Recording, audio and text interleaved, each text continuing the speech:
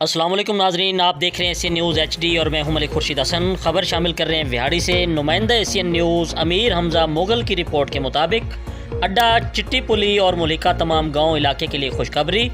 Homeopathic doctor Abdul Rauf के नए clinic का इफ्तिताह कर दिया गया।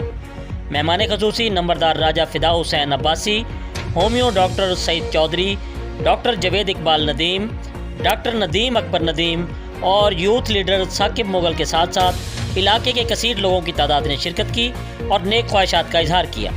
जी, मज़ीद खबरों से बाखबर रहने के लिए देखते रहिए एशियन न्यूज़ HD।